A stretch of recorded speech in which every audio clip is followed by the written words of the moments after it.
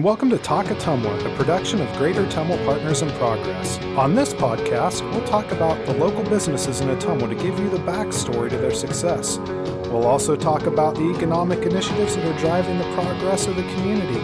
And we'll talk about the issues that the community faces and much more. So stick around and let's talk Ottumwa. Hello, everybody, and welcome to another episode of Talk Ottumwa. We're coming off of a great restart for Season 2, and with us today, we have a great guest who's going to give us some insight into one of the most important pieces of the infrastructure of the city of Ottumwa, Superintendent Mike McGrory of the Ottumwa Community School District. Welcome, Mike. Mark, thanks for having me, and I really appreciate it, and I'm excited to be on the show.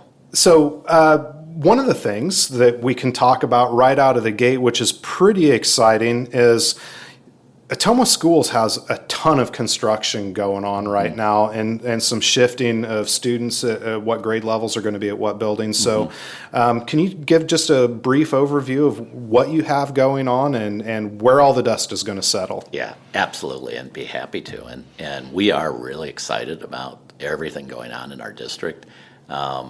I'll just kind of start with our Dalma addition. Might make sense is because our Dalma addition is really one of the key elements to allowing us to do our grade reconfiguration at our other buildings. So that Dalma addition is scheduled to open next fall. And when that happens, then our Liberty will become a 6-7 building. Evans will become an 8-9 building, and our high school will become a 10-12 building. Then we'll have two separate buildings on the Dalma campus. So you'll have a 1-2 building, and then you'll have a 3-5 building. And we are in the process, actually, Mark, of naming the new addition. So it will have a separate name. Oh, that's cool. Yeah, and part of the reason we're doing that is listening to our public and our parents is that one thing that they rank very high in what they want in a school system is they want the small neighborhood schools feel and that personalized learning experience. And so that's kind of why we remodeled. We've now remodeled all our elementaries on the north side. We preserved all those neighborhood schools, remodeled them completely. And now this allows us on the south side to bring that same element where you have two smaller buildings. They will share some resources, but they will be separate buildings, and they'll feel like neighborhood schools. So we're really excited about that aspect. We're really excited about what those changes grade-wise will mean for our students and mean for their experience in the district.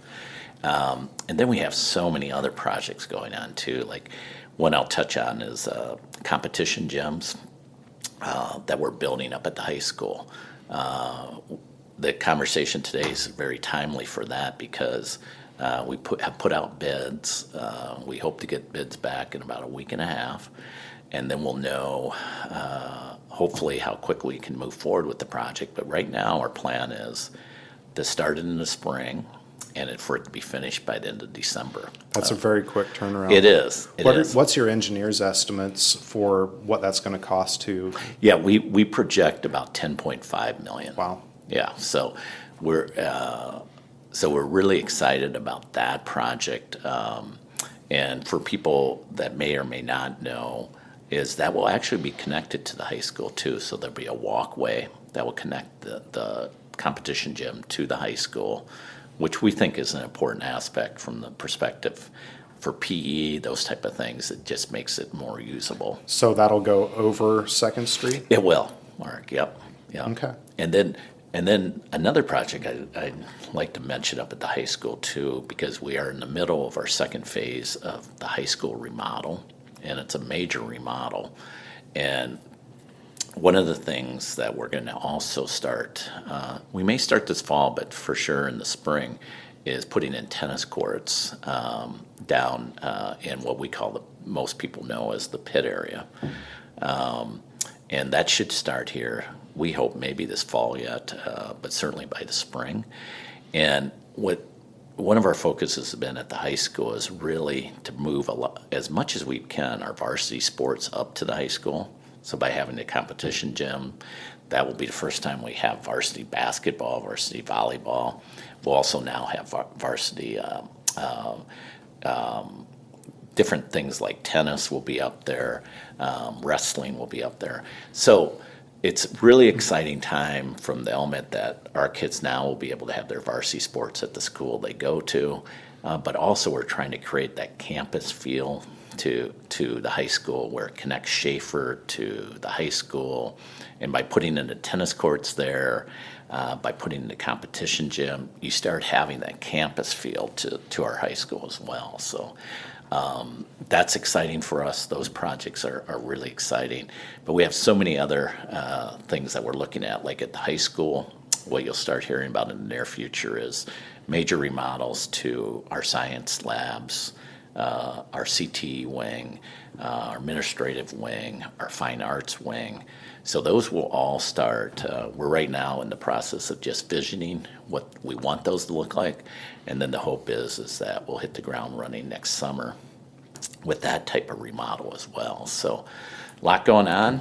A lot going on. So one of the things that we've been talking about just in the community is when we look at where Ottumwa is at right now and the progression of the community moving into the 21st century and really bringing everybody up to speed. We've been talking a lot about how much money is being invested in construction in this community, which that number is pretty significant right now, looking ahead to the next 12 to 18 months.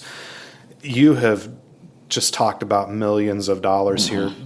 If you were to give a ballpark construction total over the next 12 to 18 months that you have planned right now, that number's got to be north of 20 million, isn't it? Yeah, it would be, Mark. Yeah, we're probably looking at, by the time we finish the high school remodel, we expect to probably have $30 to $35 million easily in the high school, just the high school remodel. Okay. And one thing I would probably mention, because people want to know and should know, is how is that funded? And we're funding that all through, and this is one thing we're really proud of, we're funding it all through our sales tax monies. So it hasn't impacted property tax rates. We've actually, over the last few years. Did you just say it did not? It did not, yes. It did not. That could bear repeating a few times. And actually, we've been able to keep our property tax rate the last several years with everything going on at steady or actually lowered it. That's fantastic. Yeah, so it's exciting we can do these things without having a real monetary impact on our community. Great, that's fantastic. Speaking of community, one of the things that has been a conversation as of late, specifically revolving around a decision that was made by Indian Hills not too long ago that would impact all of the infants, pre-K students, daycare, and wraparound services, things like that.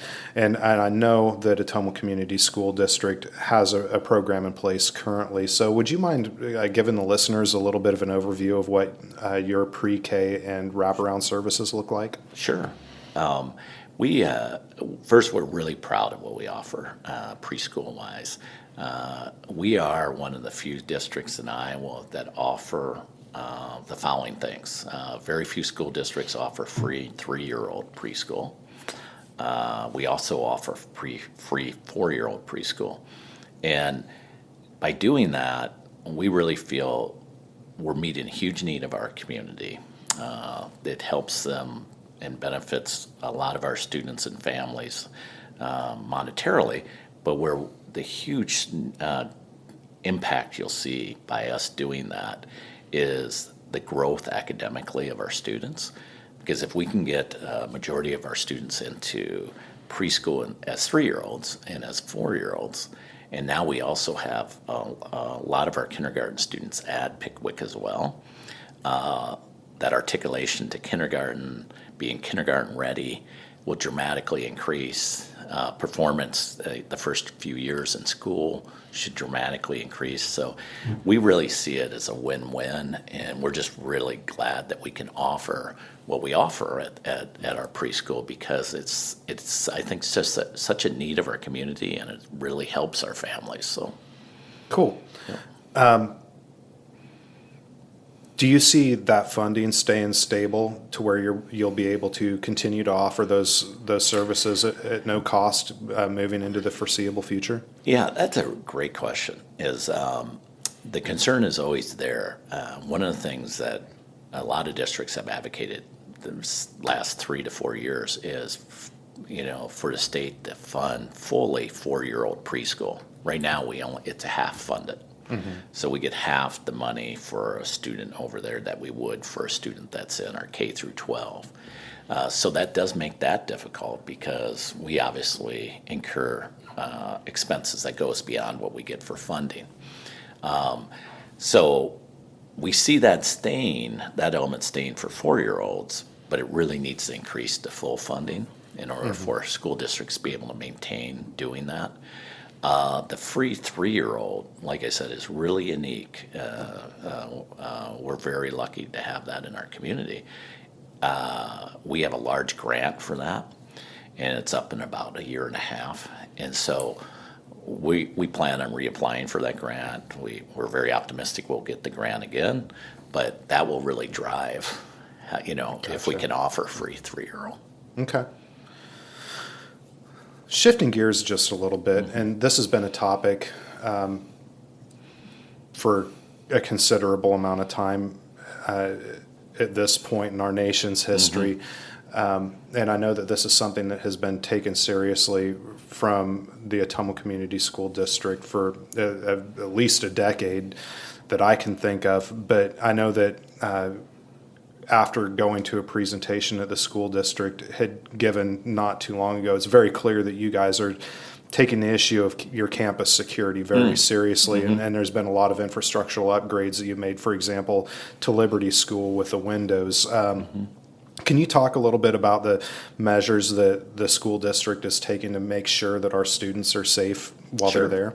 Yeah, absolutely. And I appreciate noticing that, too, the commitment the district's made. We have addressed our security in several different ways. One is we've infused a lot of monies into making sure our buildings are secure. And so one of the big things we've done with our buildings is now all of our buildings have a secure entryway where students and parents are checked in. And we've added something new this year too, Raptor program, where we also do background checks on anybody that comes through our building. And that's obviously going to make our building safer as well. So we've spent a lot of money in that respect. Can I interrupt just a second? Sure. When you're saying background checks, is this something that's instant, or Yeah. if it's somebody that hasn't been in a school, before they're able to do that, like right now? It is instant, and so, like, let's say if you were to come into one of our buildings, they would and it's only the first time, so you only have to do it, and then it's in our system, is you would give your driver's license, and then there'd be a background check, and the background check is pertinent to sex offenders. Okay. And so it will do a background check if it'll immediately come back, and if it's red flag, there will be notice right away. And what we have found from our parents, because it is kind of an inconvenience, where you have to have your license, our parents overwhelmingly have thanked us because we're taking that proactive measure. And so we have had no pushback on implementing that. Fantastic. Yeah, it is. And then other things we've done monetarily that has really helped the safety of our buildings has been we've infused a lot of cameras. We have put all new cameras at the high school, all new cameras at the middle school, and this year we're putting all new cameras and a lot of additional cameras at the elementaries. We also have we did a security audit of our district last year. And so we have followed all the recommendations that the security audit had, and they ranged, Mark, from doing things differently. Like one big one was your buildings need to be lit up more at night to make them safer and so forth.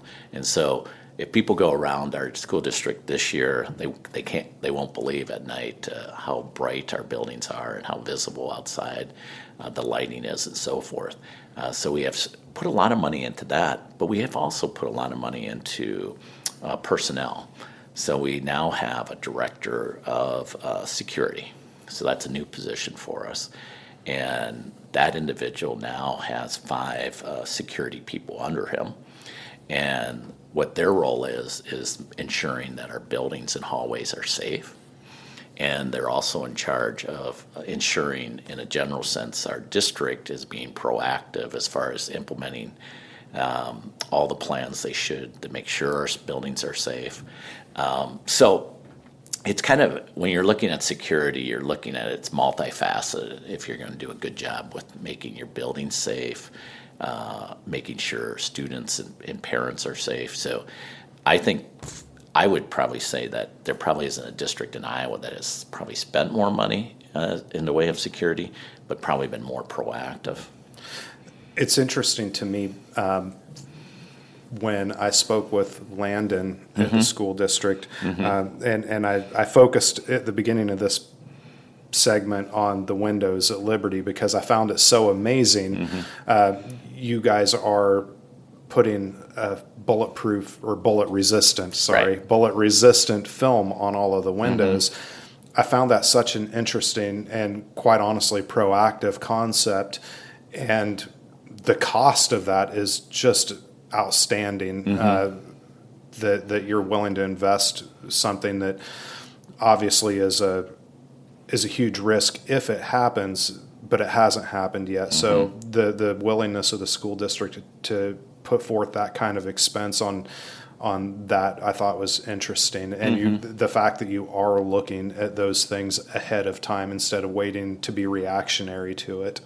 Well, thanks. And you know what you probably noticed when you're over at Liberty too is in front of those windows, we also, and this was a recommendation of the security audit, was put in a lot of pillars because one of the things is to make sure your buildings are safe from the perspective of people driving through.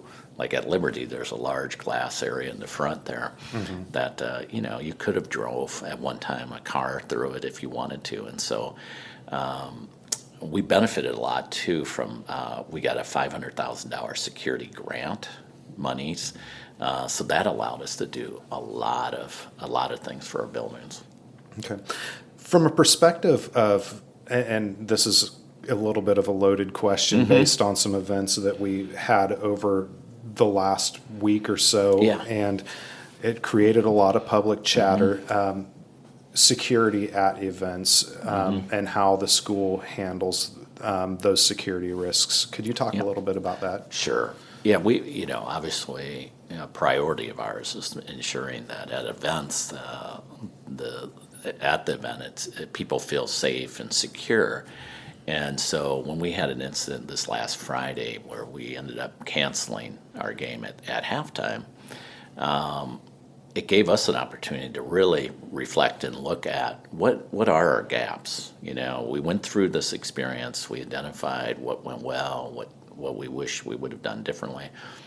But it also allowed us to look at coming up with some other plans too. And kind of what I mean by that is that we now have a much more solid plan for, say, lightning, tornadoes as well. And then also a much more solid plan for an active shooter situation. You always hope you never have to deal with that, but you always have to be prepared. And so it really allowed us to really develop a really solid plan in all those areas. And you just keep looking at those to see what you can do to improve and evolve with those plans. But we feel really good about, where we're at right now as far as those type of plans for events at our stadium or just athletic events in general. So even though those experiences are never fun to deal with, right? And they're really serious, and but you can learn a lot from them too. Well, and it's good that you all are taking a moment of reflection to see how can we make sure that. Obviously, you can't control the unknowns, that it would never happen again, but make sure that you're handling it in the best way possible for everybody. So that's good to hear that you are taking those measures. And I just would like to give a shout out too to the local police too. They've been so helpful in helping us develop these plans, but also the night that we're talking about, just they were incredibly helpful and helping to lead us through that too. Good.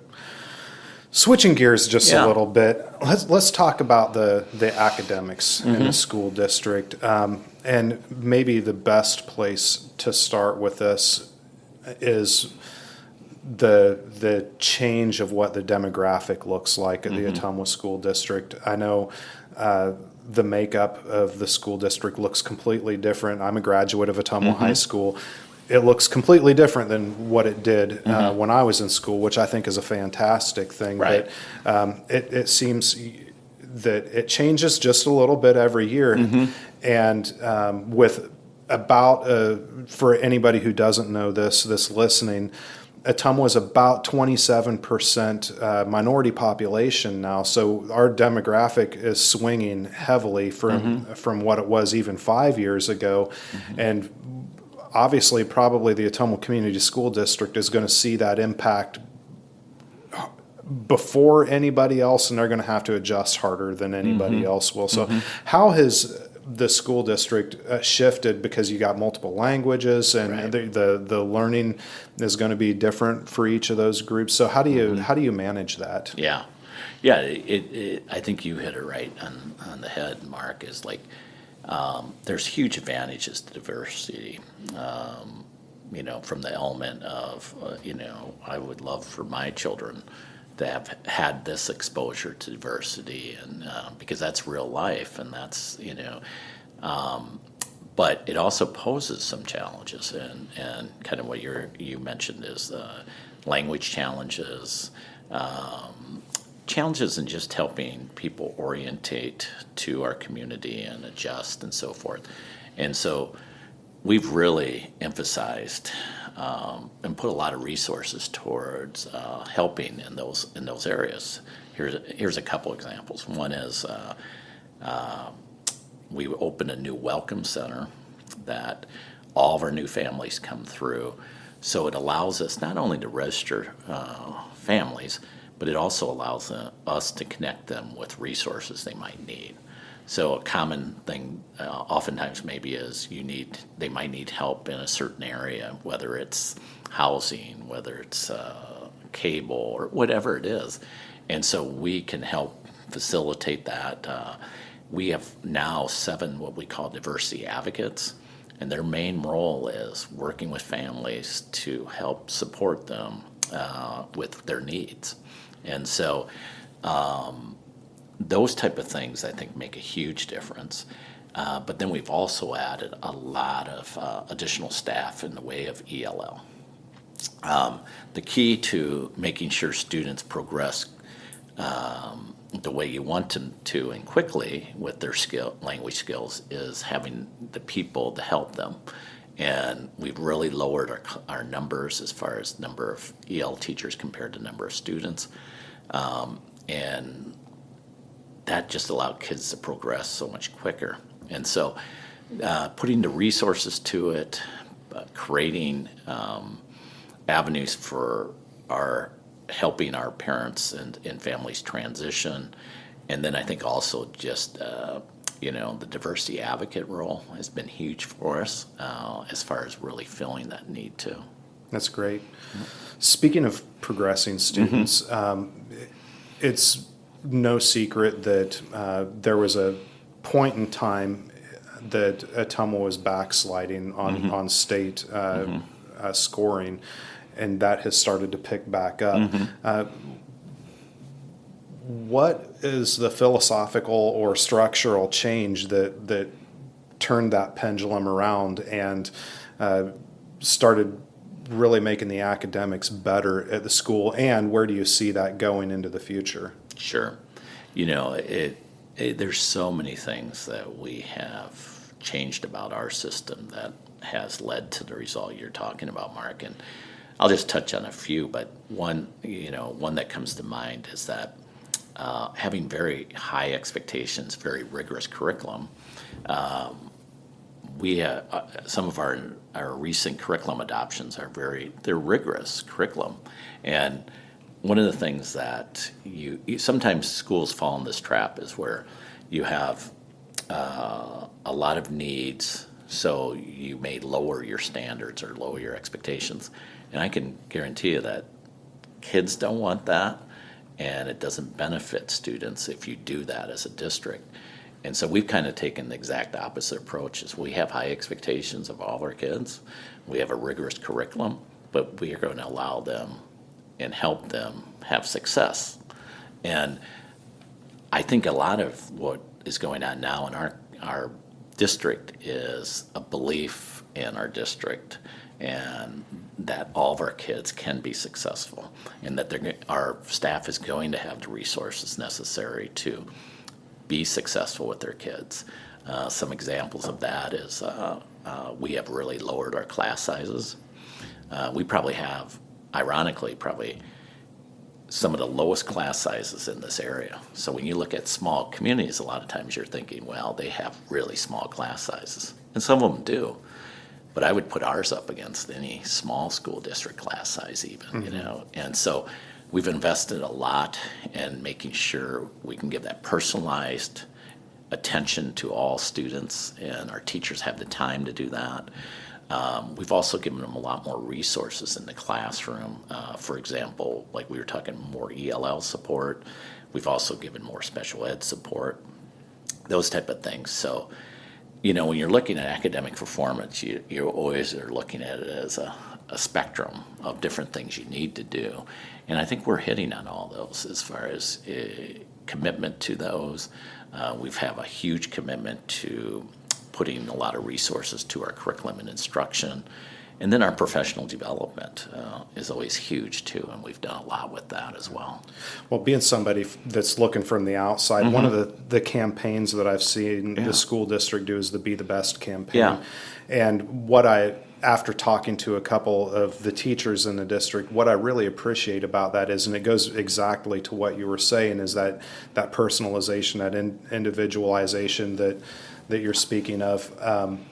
You know, not creating a baseline of what the best is, but more of this is, you know, your best, and working towards that goal, as opposed to the strict standard of what the best is, and then having children feel like they're failures along the way. They don't. That's taking that burden away from them, and allowing them to expand on what their potential is. And I think that campaign over the last year or so that I've been paying attention to it, at least, I think has made a real big difference in the attitudes of the students, and I think it shows in your standardized scoring through the state.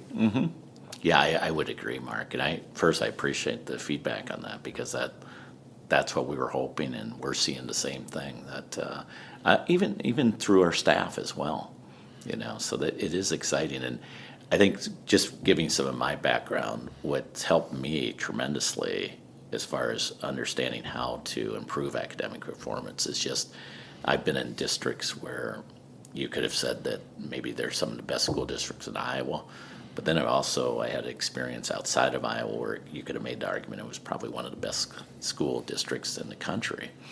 And when you get to see up front what it takes and what it looks like to be a great school district, that's helped me a lot as far as identifying where do we need to grow in, where do we need to improve in, and how to get there.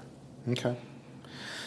You mentioned staff several times, and I don't think that we could have this conversation without talking about the staff at the school district. I think that we have some very dedicated teachers in our school district, and it's clear in talking to them that those kids are their passion. Yeah. So do you mind talking just a little bit about, number one, the staff that you have, and what that looks like, and then the staffing needs that you have? Because it's my understanding that we're one of the few school districts that met their staffing needs for this year. Yeah.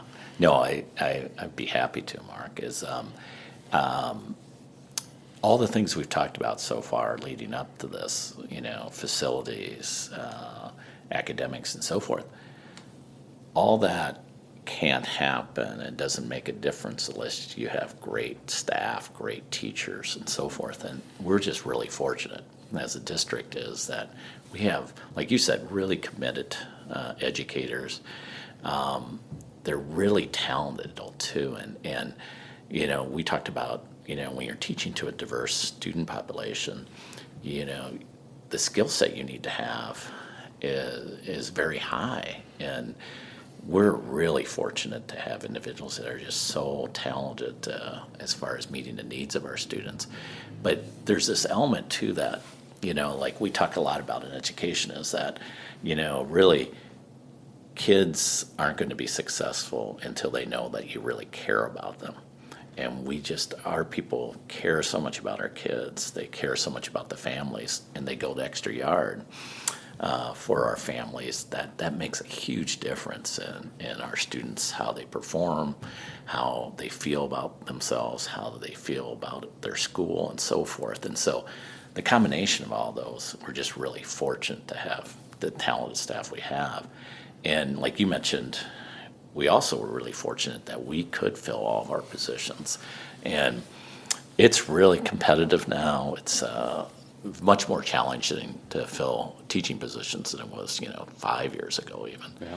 And some of the things that we really have tried to do to make it more of a non-issue for us is that we hire real early.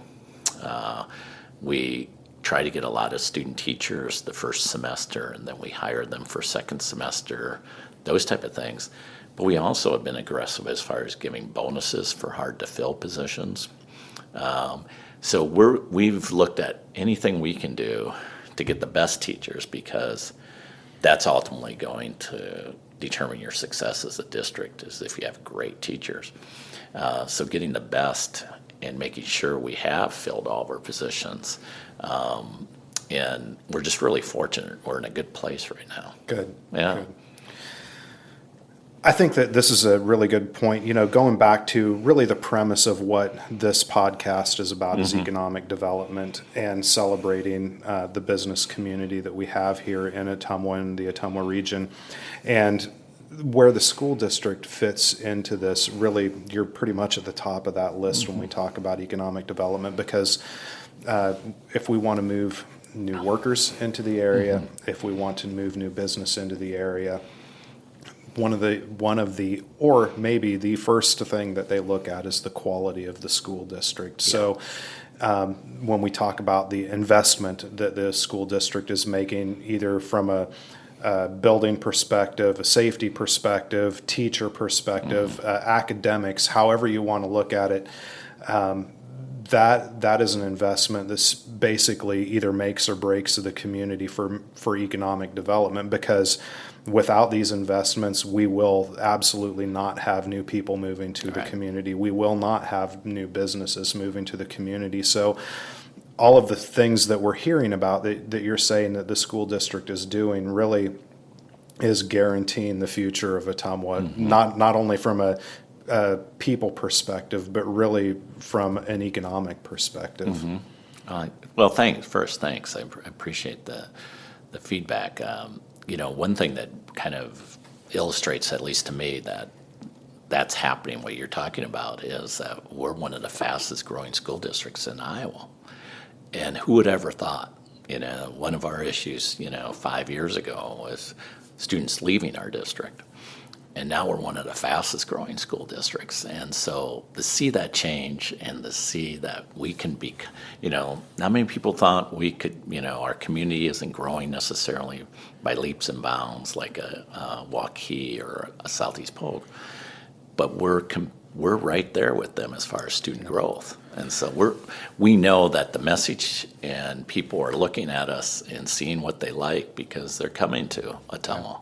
Well, and this has been no secret to anybody who's been around me. I do like pointing out the obvious, and when people complain about our community, I do like to be one of the first people to point that out. And to all of the naysayers of the community, it's when you hear people say that this community's dying, nobody wants to invest in this community, it's not just hot air when we say, no, that's factually not true. Mm-hmm. The school district, the general community, we are investing in a community. We are working actively to make the community better. That shows in the academic test scores of the school district. That shows in the investment that the school district's making. And to your point of population growth, it shows in the population mm-hmm. growth of the community, because over the last census period even, which, we're talking about a span of 13 years at this point, we were one of, if not the only county in southern Iowa to register growth over the last census period. Mm-hmm. And we have been actively growing since that point. And we are, again, from year to year, the only county around here that is registering growth. So all of these little pieces that we're doing right now, in 5 years looking back, like you said, we're going to be looking back at this point in time now and saying, I can't believe we were in that spot, and mm-hmm. we're in such a better and different spot now. Mm-hmm. Yeah, absolutely. And I would even, just my experience is what you're saying, Mark, is like, that's true for the state as a whole, is that a community our size usually is experiencing decreasing enrollment as far as student population, but also just community population. And for us to not be doing that is tremendous. It's a huge accomplishment. Yeah. We've covered a lot of stuff, Mike. Yeah. What is it that I failed to ask or Sure. have you expand on for the schools? Yeah, I think, we have covered a lot of different topics. I think the thing I would just want to leave emphasizing is that we want to hear from our community. We listen closely to what our community says, our parents say, and I hope they have seen that we have structured our change and structured our direction of our school district based on what they consider priorities and what they consider the most important things. And so I just encourage, our community to continue to give us that great feedback, and we're listening, and we appreciate their support, because part of the reason I came back to Ottumwa, as some of you may or may not know, I was a principal here, 20 years ago, is that the thing I always know about Ottumwa is they if you're trying to make a difference, they really appreciate it, and they let you know it, and they support it. And I can't believe how much support we've received with all the change we have going on. The amount of support that we've received from our community has just been unbelievable, and so we really appreciate that. Perfect. Well, Mike, thank you so much for coming in today. It's been a pleasure talking with you, and I will say this.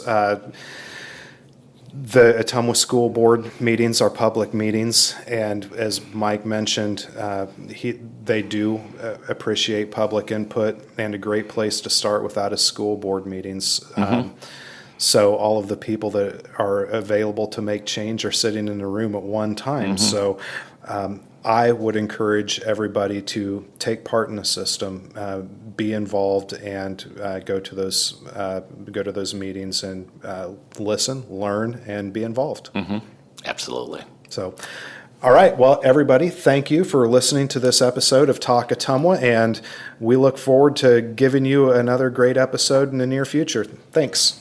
Greater Ottumwa Partners in Progress would like to thank the following Signature Circle investors who help us deliver on our mission to advance the prosperity of the Ottumwa region: Cargill Incorporated, Seafirst Credit Union, Elliott Oil Company, John Deere, McCune and Reed Insurance, Ottumwa Regional Health Center, the Ottumwa Legacy Foundation, South Ottumwa Savings Bank, City of Ottumwa, and the Wapello County Board of Supervisors. Please visit www.gopip.org to keep up on community events, podcasts, and everything Ottumwa.